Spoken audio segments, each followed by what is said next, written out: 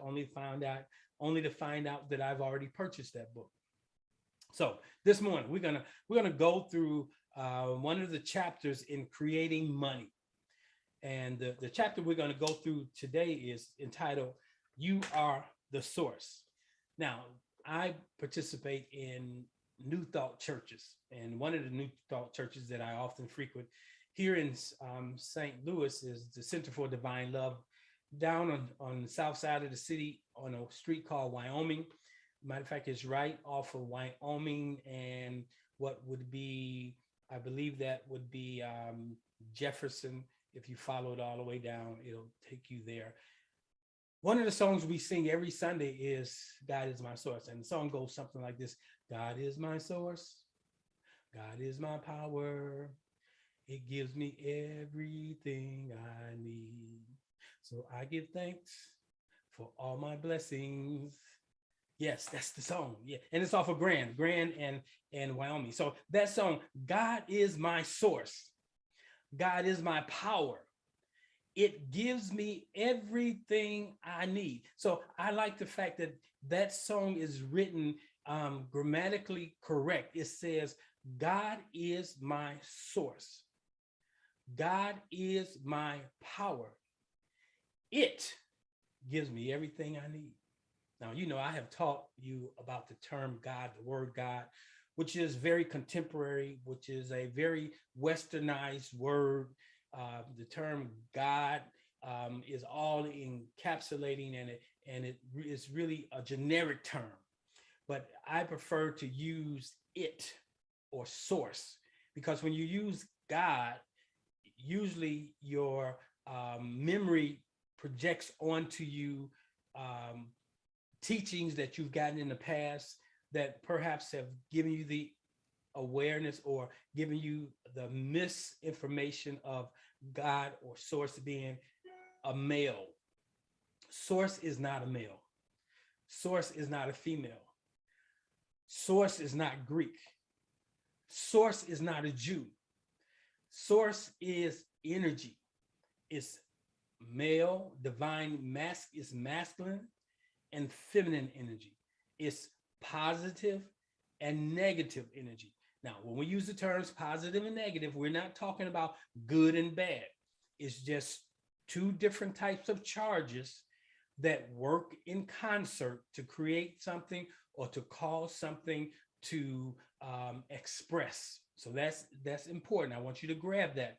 So when I say that God is my power, that it gives me everything I need. Now we need to step down to the next level. We're drilling down into that. Who is God? What is God? You are God. I know we've been hearing that for the last 20, 30 years. It's becoming more commonplace for individuals to say, I am God. But when you look at their lives, you a piss poor excuse for a God or representation of God. And I have to use that because I want you to understand that if we are saying, I am God, do I show up in a way that if someone is observing me, they will say, that is God. But we're showing up as human beings instead of divine spiritual beings. So this series that I'm inside of that deals with prosperity, and prosperity has to do with more than money. It has to do with more than things, but the foundation of prosperity is a feeling or a knowingness, a knowing that you have all that you need. The problem is, how do you access it? But before we get to the accessing of all that you need, you must understand where it's held. Everything that you need, everything that you will ever need is already in existence. Well, you may say, where is it at? It's in a place called heaven, if you're going by the Bible terminology. And heaven is not a place out there, for we know the master teacher, Jesus, he told us that heaven is within. And when we come to the understanding that heaven is within, we come to the realization that this place that is within us is called the field. Science calls it the quantum field, the place where everything exists that will ever be brought into existence. So things exist before we ever see them. But we have to learn how to go into that place, that secret place. The word says, he that dwells in the secret place of the Most High. And so when we learn to dwell in, to go in, we will find that once we're in that place, the secret place, the place of where all things come from, now we find this is the storehouse. Now, Genesis gives us a great example of how Source uses its ability to create the world in which it wants. Genesis is a great metaphor that you can use to understand how to do the things that are required of you.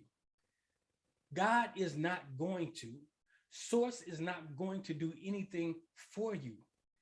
Source does everything through you. Now that's important. I want you to grab the reality of that everything happens through you. Even the things that are happening to you happened through you. Now that's big right there, helping you to understand that whatever is showing up in your life right now is outsourcing to you in a way of a picture that you created. You wrote the script. Nothing has come into an existence in your life unless you have at some point in your life seeded it in your imagination. Go over to John chapter 1. If you have your Bible, you can do that, or at some point you can do it. You go to John chapter 1, verse 1, it tells you that in the beginning was the Word, and the Word was with God. And it goes on to say that there's nothing that has come into existence that did not get called into existence except by the word of God. I know in the old church, we were taught this word was Jesus. But this word isn't Jesus. This word is the imagination. So I read it something like this. In the beginning was the imagination, and the imagination was God. And there's nothing that has come into an existence except first it was imagined. So there's a key. You create through imagination. Many people will say imagination is child's play. They no longer use their imagination. And that's the reason we're in the predicament that we're in.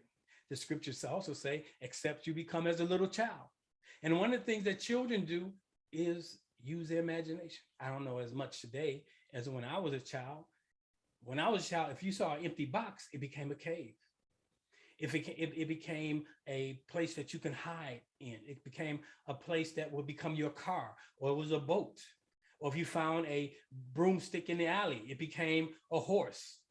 And so we use our imaginations as children, and we were taught that it was only for children. But your imagination is for adults. It's for children when you were a child. But as you become an adult, you put aside childish things. That is, you begin to not play with the imagination, but you begin to use the imagination as the tool by which you create the life you want to live. I know many people think that you get wealth, you get riches by going to work. No. Now, your imagination may put into play that you go to work, but those are only conduits through which your wealth comes to you. And if you only think wealth can come by work, then you will only get wealth through work. But if you will expand your belief into all the possibilities that what is for you, the thing that you desire, knows how to get to you. You magnetize yourself that the thing desire you. That's why the word says, thou shalt not want, because you shouldn't be wanting anything. Wanting basically says that it's absent. Wanting is from a place of lack, but desire is from a place of abundance. So we don't want. It says, the Lord is my shepherd, I shall not want. The law is my shepherd. The law is my guide. Therefore, I should not want, because I understand the law. I live in harmony with the law. And because I live in harmony with the law, I know not want, because there's no such thing as lack inside of the law, inside of this universe. Now, when we think of universe, we oftentimes think of a place out there. But the universe is in here. We all have our little portions of universe that we are called to steward, that we're called to have dominion over, that we're called to create. Now, that's the beautiful thing, because when you understand that source desires to live as you, through you, it gets the opportunity to experience another dimension of the field of possibilities. So we're going to look at source this morning. And the first thing I want you to know, that you are source. Okay? You are the sorcerer. You are the one who is creating the life which you are living. Now, you may say, well, I didn't create this. Well, maybe it's the belief systems that you currently hold, beliefs that have been integrated into the essence of who you are, that they move into what we often call the subconscious self, the program. The program can't be seen, but the program is always running. 95% of your day is spent with the program running. And because you're not even aware of the program, and you didn't do the programming of the program, you believe things are just happening to you from God or from the devil. But things are happening to you based on your beliefs. The word says, be it according to your belief. It's not the thing believed in, but it's the power of belief. Yes, my teachings are universal. Whether or not you believe in Jesus as the Christ, Buddha, whatever you may believe in, is not the thing that you believe in, but it's the association of the belief that empowers it.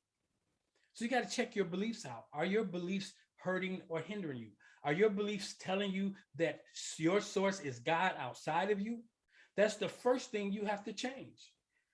God is not out there, down there, everywhere, except in here. But God is in here. Source is in here. I know we have a hard time with that, because we believe that our physical selves is who we are. And because in our physical selves, we do things that are not the most acceptable in the sight of source, we believe. So we don't believe that it can inhabit us, even though the word says your body is the temple of the law.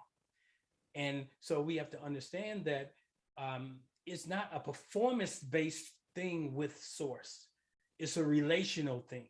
The only thing this thing called your body does for you is it contains and gives you the ability to experience the three-dimensional realm that we're in through the sensories, through sight, sound, taste, touch, smell, all of which is good.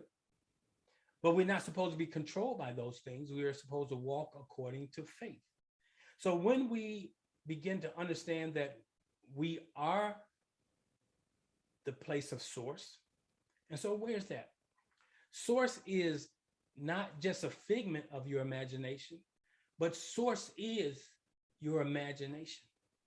When you can begin to imagine bigger than what you are experiencing, the thing that you are experiencing begins to dissipate.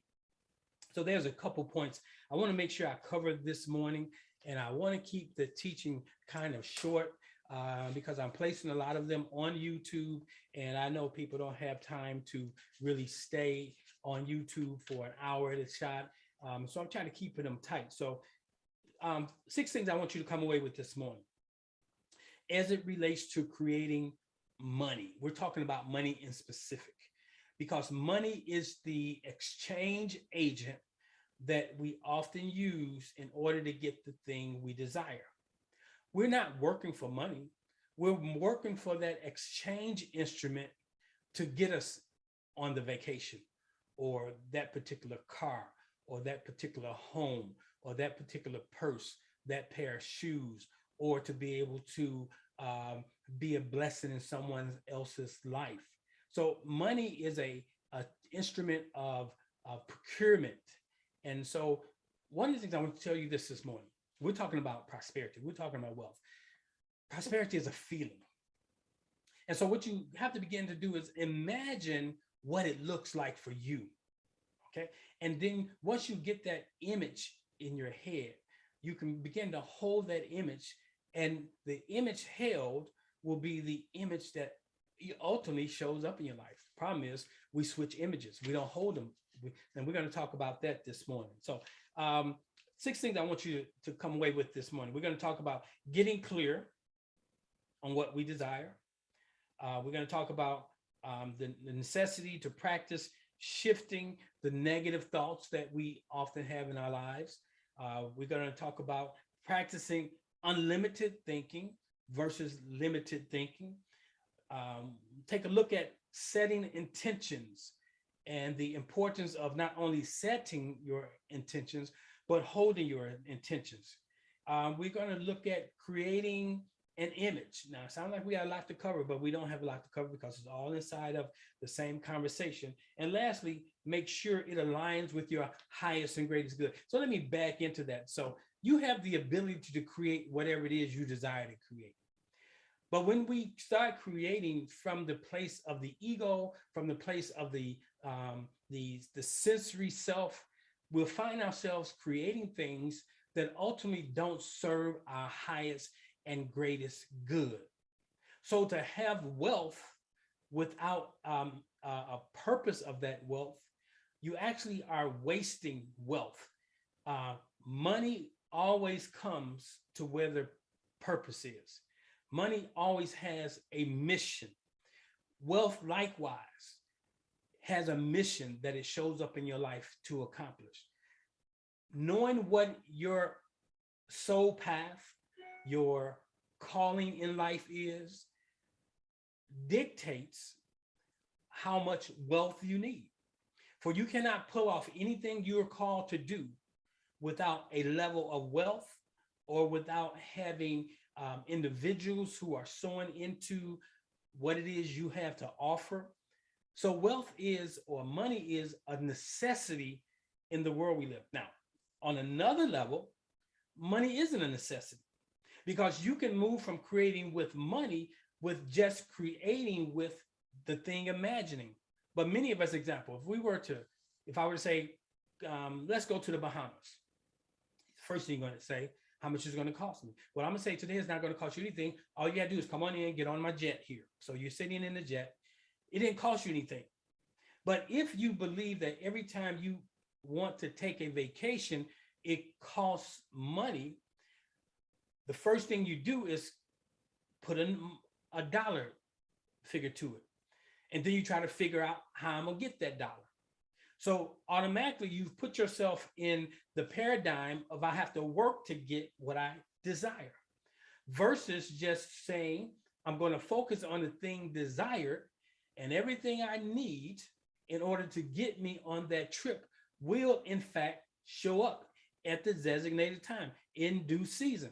Now, so that's important. So the first thing, as a life coach, I found that most people are not clear on what they want. There was a season in my life where I was doing a lot of dating. And so after having been married 30 years, my wife had, she had transpired, or she had transitioned. And so at some point I began to date. And one of the things I found that most people don't know what they want until they get what they don't want. I would often ask a young lady out on a date, and the question would be, where would you like to go? And usually they will say, majority of them would say, very few of them would say exactly where they want to go. Some would say, wherever you take me. So I'll take them to my favorite restaurant, only to find that we'll pull up in there and say, well, I really don't like this food. Or if they've never been in a restaurant, it's something new. And then I'll say to them, because I have brought you to a place that you don't want, now you're a little clear on what you do want. What am I saying here? I'm saying sometimes the contrast, the things that are showing up in your life is really showing you what you don't want. If you've been in poverty for a long time, if you've been inside of the land of just enough, you find gratitude in that, because what it has done is given you clarity. If you've been in dead end relationships, they weren't dead end. What they did was brought you to a place of a new portal where you can make a decision to choose differently. But you got to be deliberate. You got to be intentional. You got to be clear. So the first thing in life, get clear on what it is you desire, not what you're missing. Okay, that's easy. It's showing up all around you. That's giving you the level of dissatisfaction with life. So step one is to get clear. If you want to be a powerful creator that goes through life with joy, unspeakable joy, you must be clear. And clarity comes from getting in your mind a thing imagined.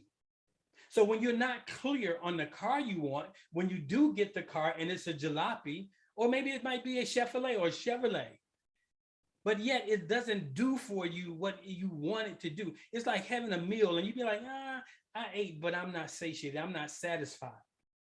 However, if you know what the taste is, what the crave is coming from a place imagined from your memory, then you know where to go. Like I love restaurants, and every restaurant that I go to, I usually know what it is in that restaurant that I've experienced in the past, that I only can get it there and not at the restaurant down the street, even though that restaurant may be serving it. Like last night, I had a beautiful date night, and I went to Maggiano's, and I ordered something that was one of my favorite dishes that I get at another restaurant. It was good, but it didn't do what it wasn't hitting where that same dish at my favorite restaurant for that dish hits. So when I think of what I want to eat, my imagination kicks in, my memory kicks in to where I can go to get that. So your desire is key, that you know what you want. Or, okay, to say want means it's lacking. When I say know what it is you desire, and the reason why I use the term desire, because here's what you need to know. It's already in existence. You just don't have access to it right now. You have to learn how to access the thing you desire.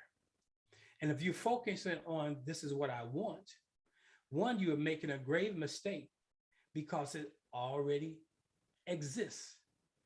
Everything you desire, that's right, Courtney, is already in existence. But you're looking for it in the place of non-existence. You're looking for it in the place of familiarity. You're looking for it in the place that you currently are. That's why we spend time in meditation. Meditation allows you to get quiet, get still, and go into the field where all things exist. Really important. Second thing I want you to come away with this morning is practice shifting negative thoughts. Now that's important, because once you have the desire set, you're going to have some contrasting negative thoughts. Oh, you can't do that. So I tell individuals to do this. Get you a little pad, like maybe a little notebook like this.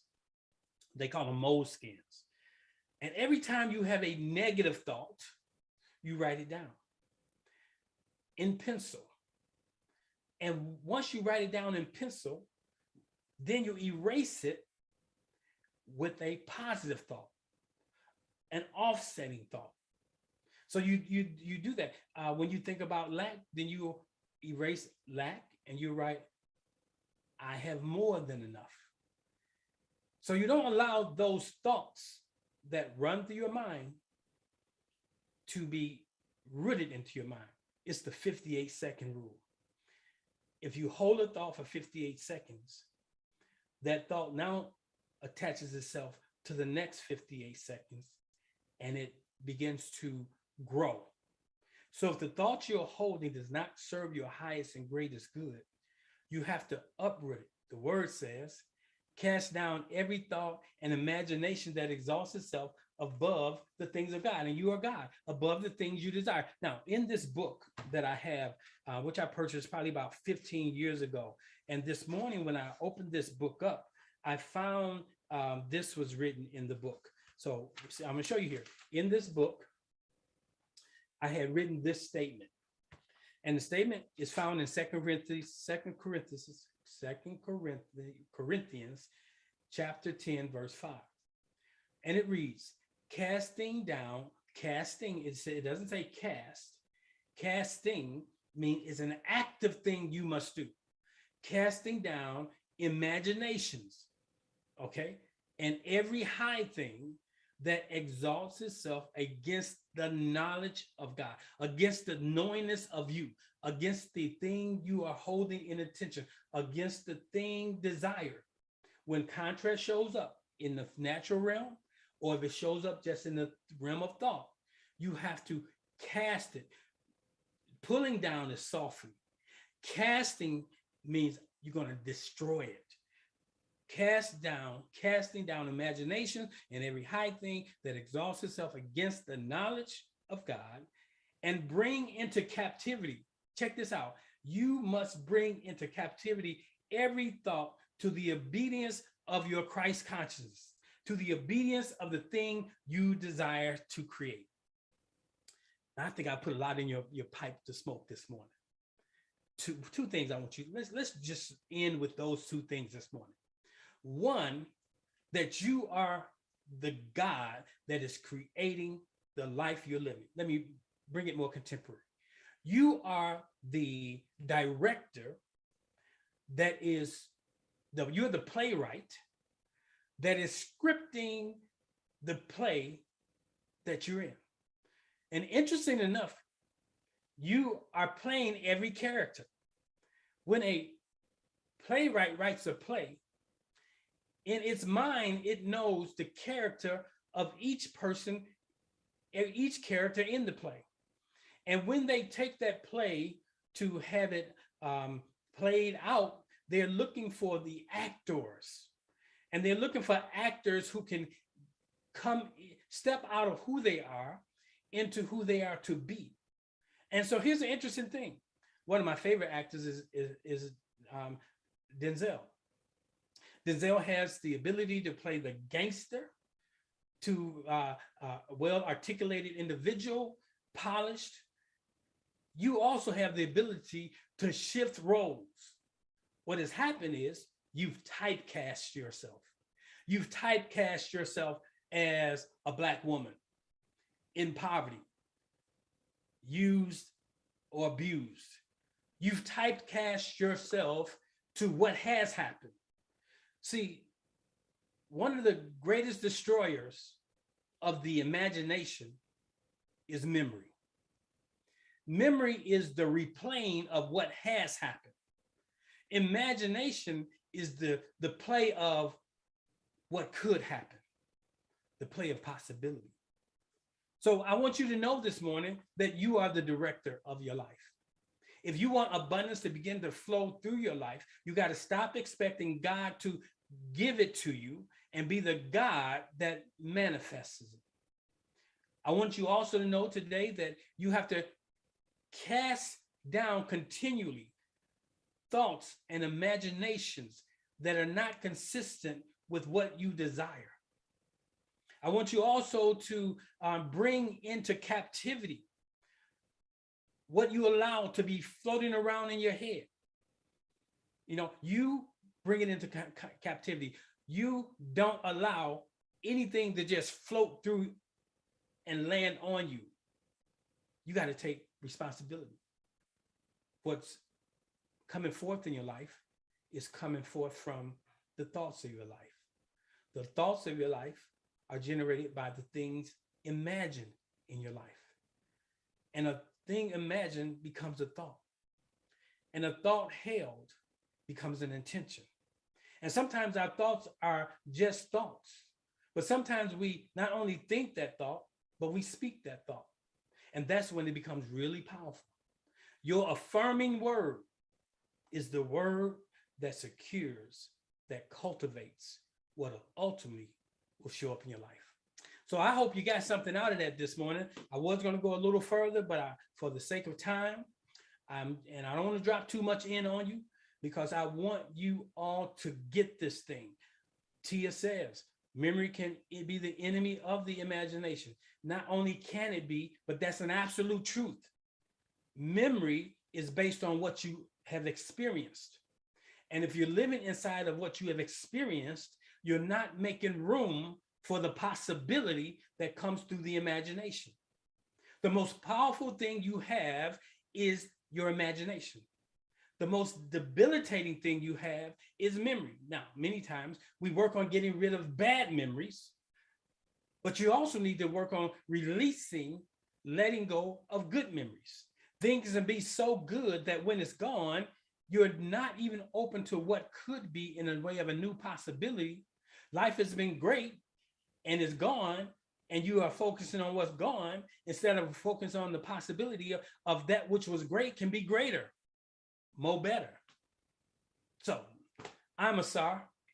If this has been a blessing to you, if you're on the YouTube channel, go over to the description, flip down, make sure you hit subscribe. So that way you'll be notified when there is another teaching coming up. Also inside of that description box, if you scroll down, if you want to be a blessing to the ministry, you can click on the appropriate link and you can make an appropriate donation. Also, if you want to make sure you're getting notified through the emails where there's homework assignments. So if you're not part of this platform, you won't get the assignment. If you're not a partner of the ministry, you won't get the assignment. So those of you who are part of the ministry, those who tuned in the Zoom room this morning, later on when this is edited, not only will you get the playback, because sometimes you got to hear things over and over, because each time you listen to them, you hear something different. You're going to also get an assignment. So I'm not just I'm not a peddler of information. Okay, I'm not a peddler of information. I have a lot of information. Oftentimes people ask me questions to get access to that information, but I run through my mind, what difference will it make? If I know that you're only asking so you can have more information, I won't give it to you. But if I sense that you are a seeker of truth and you're on a trajectory of transformation, then I will freely give to you that piece of information that will help you move to the next place in your life. All I'm saying this morning, that if you found something worthwhile, of value in what I've said this morning, operate with a prosperous mindset.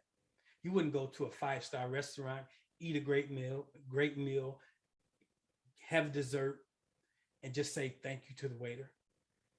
You will find it in yourself to also to tip the waiter. After you pay the bill, you tip the waiter.